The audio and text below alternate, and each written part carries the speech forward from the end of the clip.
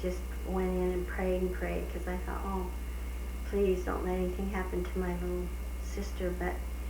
But nothing did, and you get through those kinds of things. But pretty much, basically, we were in good health, all of us children, and I I owe it to my parents.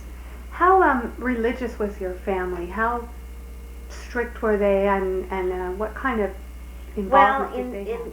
my parents had a firm testimony of the gospel. They shared many times their testimony, particularly of tithing, with us. How they said there were times that they had nothing, and yet that was the first thing they did was pay their tithing, and because of that, we never went without. I always felt like we had money. I always felt like if we needed a pair of shoes, I mean, there was no extravagance, but we pretty much had what we needed. Sometimes there were Christmases that I had a wish list that was pretty long, like most little kids, and sometimes the bike I got was one that Dad got down at the Goodwill, and he just painted it and fixed it up and made it look great, but it wasn't maybe the one I had my eye on in the catalog, but I never felt like we were really deprived of much of anything, and so that was good. What would you can say your financial conditions were as a family? Well, Dad, he was unfortunately, he had some fears about opening his own practice, and he had this big family, and my parents, we never really, we would own our own homes. We were always buying our own homes. We didn't really have to rent, but we didn't do a lot of moving around. I mean, once we got a home, we stayed there, and but I do remember there in El Cajon that there were 2 different homes that we lived in, and they were adequate, but not, extravagant by any stretch of the imagination. They were, a lot of us had to share a bedroom. We didn't get our own bedrooms and things like that, but I know it was later years that my parents finally built their dream home, and this was almost after all their kids were raised, which was pretty unfortunate, because I know they could have used it when they had the bigger family. But we did always, Mother only had to, she went to work. They had those aircraft assembly businesses, Lockheed, and I'm pretty sure that was the one she worked for, but she would go down and work on the assembly line, and she did that for a few years. I can remember during one stretch of our, when I was still living at home.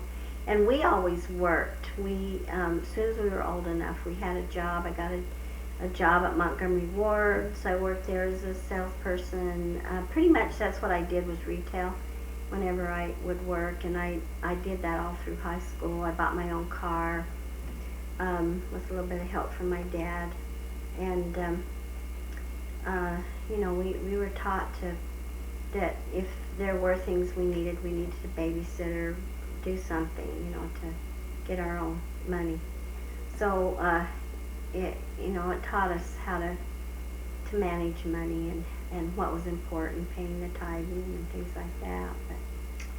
But tell me about after graduating from high school. What was your next move? Your next step? When I graduated from high school, I applied to go to BYU, and my parents said that they would help me. That was my graduation present from high school, is they would help me with my first year of college and pay for that. And that was, so they did. That's what they did. And I didn't know anyone up there. I did have a friend from El Cajon that she was going to go up there, but I lived in the dorms, and I didn't know any of my roommates. I lived in Whitney Hall, in the Heritage Halls, where you live and you can do your own cooking, and you have, there's 6 young ladies that live in per apartment, and it was, and all of the girls were older than I was, and I was the only one that ever got asked out on a date, and so I didn't feel like they liked me very much. And but there were other girls in the complex and in our ward that I got really close to. So, that was a fun year. That was the only year I lived in the dorm. And during that year that I was there was the year that President Kennedy was assassinated, and that was kind of halfway through my first semester, and I can remember being so scared and so troubled and wondering what was happening to our country, that I had homesickness, but I had a real bad case of it when that happened, and told my parents, I need to come home, I don't want to be here, I'm too far away from you. And they said, no, you'll do fine, and they encouraged me to stay up there, and so I did. But did you have a major? I didn't then. I was taking art classes though, and I thought that's what I was going to do, was be an art major. And so I was just doing my generals at the time, and it was hard because, like I said, I was kind of an average student, but I got through that year, and then I did go home that summer, and that summer I went to beauty school. And because my parents, they really supported and encouraged my brothers to get their education, but that was back when, for whatever reason, girls weren't and pushed or encouraged that much. I mean, you get married, you have a family.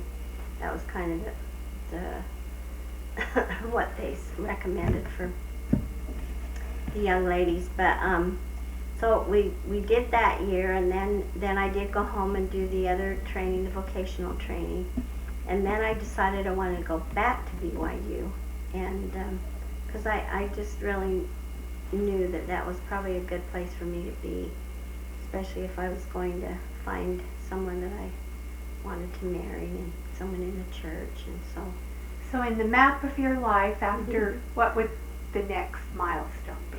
Well, the next big milestone is I did go back up there, and I worked at Clark's.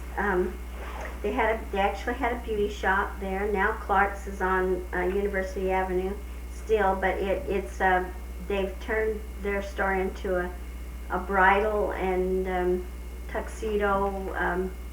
BYU's the big marrying capital of, city of Utah, and because of BYU. And so, but I worked in their beauty salon there, and I went to night school, and I lived at the Seville Apartments, and I had my car up there, and I didn't go the fall semester, but I moved in November, and so I started school in January, going to night school. I was taking some marriage courses and family relations courses and things like that. And it was then that, and I was living with two of my really good friends that were twin sisters, Lee and Linda Newland. And so I did know somebody in my apartment this time, which was great. And the other girls, we all got along really well, a real nice bunch of girls. But and my former husband, the father of my children, Dave Moore, was my home teacher. And so I think he took his calling very seriously and started, and he was finishing up his education. He had gotten an electrical engineering degree at Corvallis University, and that's where he joined the church.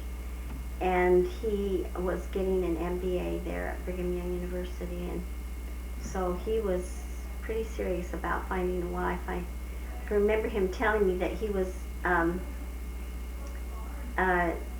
doing a lot of interviewing with companies all over the country, and he said, I will not go out on a job until I have gotten married. So anyway, he put his sights on me, and he's a real good salesman, so I fell for the bait.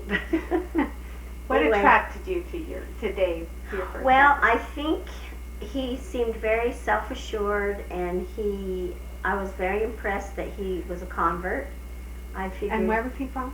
He was from Oregon, and well, he was actually born in Woodland, California, which is by Sacramento. His father was a mechanic for large, those great big earth movers, and he would move around from dam sites where they were building, like the Glen Canyon Dam, or in the western United States, anywhere there was a dam being built, his father would go and do the mechanic work on. So Dave did a lot of moving around, but he joined the church in Corvallis at the university there, and then had come to Brigham Young University in pursuit of furthering his education, and that's where we met. But and he graduated in 1967, and we got married. He had graduated in April, and we were married on June the 30th, that following June. And then we moved immediately to Wisconsin. We went to Rockford, no, not Wisconsin, we went to Rockford, Illinois. Where did you get married?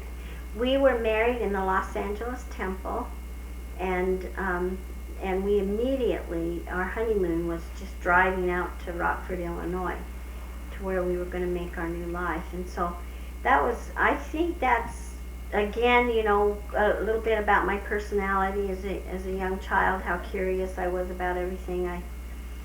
I welcomed the opportunity of going somewhere else and moving away from home, even though it's nice to be around family, but I was looking for a new adventure, and I certainly got it. And what was his job that took him to Illinois? He went to a company called Ingersoll Milling Machine Company with that electrical engineering background, and his training in business, his MBA degree, and so he actually was working in administration, not in necessarily getting right into making the milling machines, but that was a start. I know he'd interviewed in other places in Ohio and Columbus. That was another real strong possibility, but and it was good there in Rockford. The church is strong. That's one of the wonderful things I found out about the mission field is, and I actually grew up in the mission field too, because I was in Southern California. So I really like that. Actually, adjusting to living in Utah has been a little harder for me over the years, because the mission field, there's just a completely different feel there, and it's a wonderful place to be. So all you kids of ours that live in the mission field, enjoy every minute of it. It's good. Did you finish college? Did you get married before you finished? I did. I was a sophomore. I have not finished college.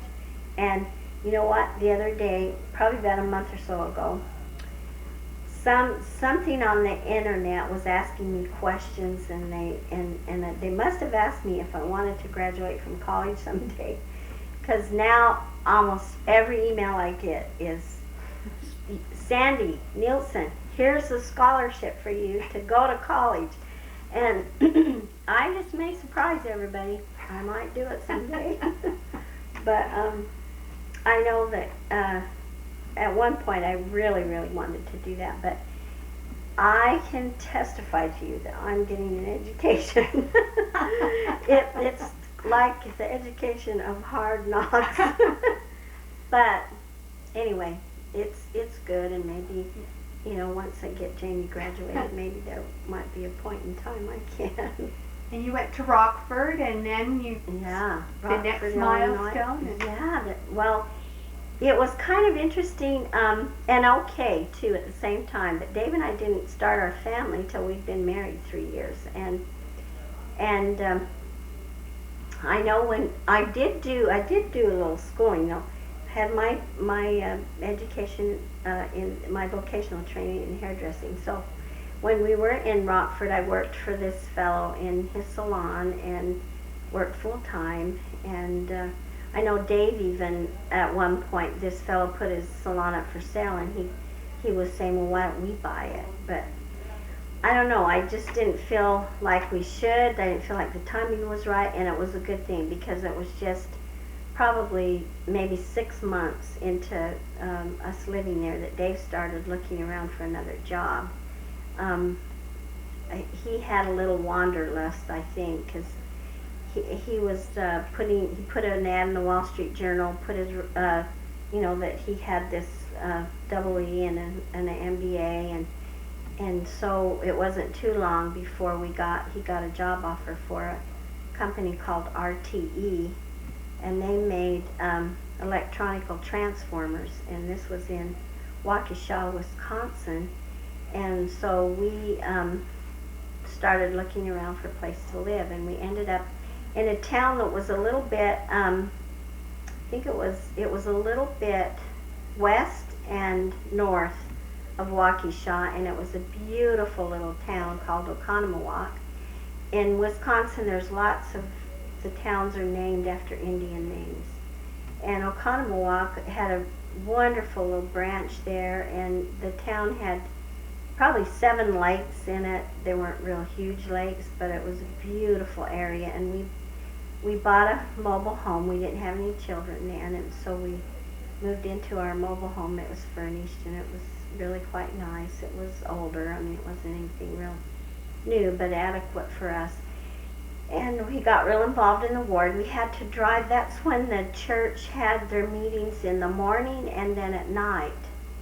So it took us 2 hours to get to Milwaukee, where we went to church, and then 2 hours to go back, and then 2 hours to go back in again, and then 2 hours to come home. So lots of times we would just stay in there to do our attend our meetings, and we had a lot of church jobs. I think I had 3 church jobs at one time because everyone, the gospel was growing, but the numbers were few, and so you just really did a lot. But we really loved it there, and that's where I started taking some classes at Madison, Wisconsin in child development. I still hadn't become a mother yet, but I was really interested. I loved little children, and I think that stemmed back from the time when I was one of the older ones, when my parents had all those 4 little ones, and I felt kind of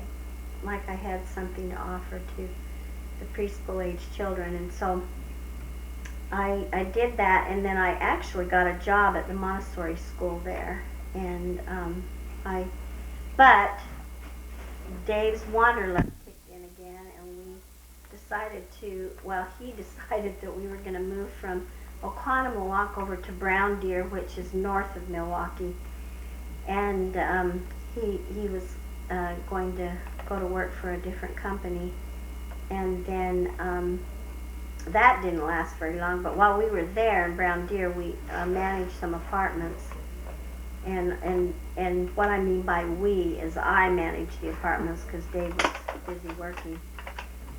But then we went to and that was really short-lived, because then he and one of his best friends decided that they were going to go to work for the O.C. Tanner Company. His friend had been working for them, and that's a company in Utah. It's a jewelry company. They have a retail store, and then their main business was recognition jewelry. And so my husband and his friend Ed Ford decided that they were going to form a partnership, and they wanted to sell O.C. Tanner on them opening up in the Chicago area.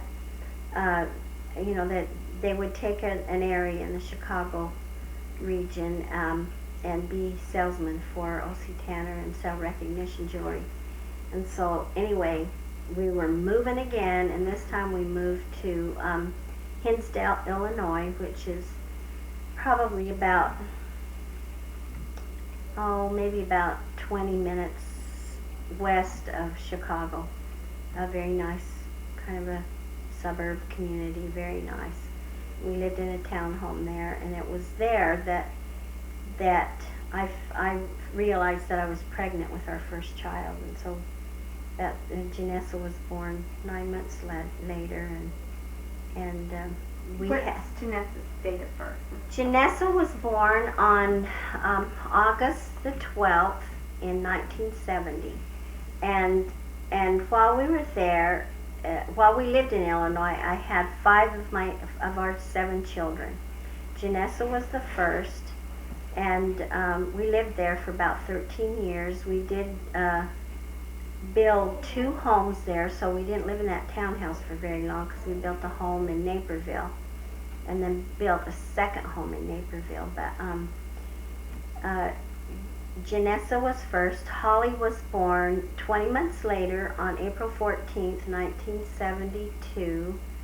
And then about 10 and a half months later, Matt was born on my birthday, March the 9th. He was due on March 20th, and 1973, March the 9th. And then I did have a little 3 years between he and John. Well, not quite 3 years. His birthday's March 9th. John was born, John was born February 12th, 1976. And then Nate was born July 28th, 1978. And so we had a real good start on our family. And we, while living there, Dave, with this work with O.C. Tanner, he worked at that for probably about 5 years, but the remainder of the 13 years that we lived there, he went into his own business, a travel business called Prestige Vacations, and it was this same partner and he that started that company. It was their own company, and it was a company that was designed to do group travel. They chartered planes. They did use some commercial air travel, but they mostly used to charter planes to fly all over the world to typical vacation places like Acapulco, Hawaii, Europe, South America, different things like that. So those were some rich years of travel. I can remember in all my pictures, like to Brazil, I was pregnant with Nathan. We did quite a bit of travel down in South America, and I was either in a significant pregnancy, had a nice good sized tummy on me, or I had a baby in my arms whenever I look at those photos when we got to travel. But that I consider those years of being able to travel and see different parts of the world just really rich, because you learn so much when you can go to different cultures and see how they live and mingle with the people, and then one of the big things that happens is you realize how fortunate we are to live in our country when you have opportunities to travel. But I had most of the responsibility with raising a family because Dave was very busy, and he didn't have a lot of talents when it came to kids. I always excused him, thinking, well, he was the youngest, he was the baby, he wasn't born in the church, he didn't have a real good example. But he always assured me that he was going to be there when they were teenagers. But that's another story. So who came after Matt? Okay, it was John. Oh, okay, yeah, you John mentioned and John, Nate. and Yeah. then And Nate was after John. when So I when had was Nate my born? 2 girls first. Then I had the 3 boys. It was Janessa, Holly, Matt, John, Nate. And that's what we had while we lived in Illinois. Then we moved to Utah.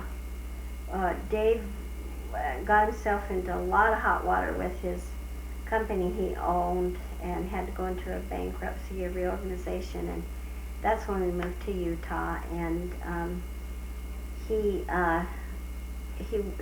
what he ended up doing in Utah was he had made some friends in his travel business, and he was doing investments, motivational. Well, before the investments, it was some kind of motivational training type things. he never quite could figure out exactly what he wanted to zero in on, but it was really kind of good to get back out west. I know that was something we wanted to do. We still never ended up in California. That was actually a possibility, but we never did get back to California where we both were raised. But Utah was close enough because we got to see more of both of our families. And Dave's father, his mother had passed away when he was in college, so I never did know Doris, but we got to see a little bit more of his dad, and he had remarried, and so that was a good thing because his dad didn't live very much longer after that. And then that was where our last two were born, and that was Heather and Jamie. And I don't think you mentioned Nate's birthday. Oh yeah, Nate. Yeah, I think I did, but his birthday's July 28th, Okay. 1978. Okay. But maybe I didn't. But yeah, Nate. So we had ended up with two girls at the end. So we had we actually had just the opposite of Allie and Carol. We had the the 3 boys and the 4 girls, and Allie and Carol had the 4 girls and the 3 boys. Wait. Well, anyway, it was just the opposite of what Dave and I had. So, and it works out to be 7 boys and 7 girls, which is like what? Seven brides for 7 brides for 7 brothers. Okay, now tell me about moving back to Utah. I mean, you had your Jamie and Heather. And where did you live in Utah? We lived in Pepperwood, and it's in Sandy. It's kind of up against the mountain, and we found a home up there that it was a really good deal. Things were kind of depressed in Utah housing at the time, so I actually think somebody in that home went into a foreclosure, so we got quite a good deal. And actually our neighbors across the street owned the home, and they bought it as an investment, and so we were paying them for the home, but they turned out to be some real dear friends of ours.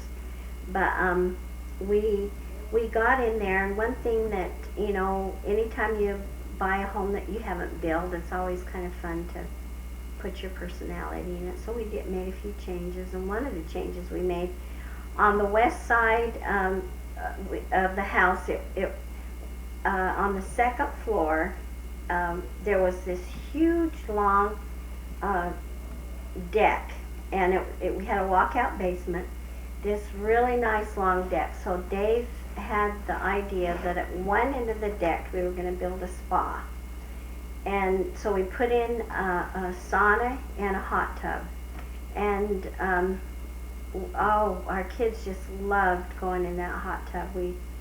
We'd all get in there and just spend an hour or so. The kids just loved it, and it was kind of a nice family thing to have that. And then of course the sauna was really fun to, we didn't take the kids in that too much, but it was really kind of a luxury actually. But and made a few other minor changes. There weren't a lot that we had to make on the home. It was pretty adequate for all of us.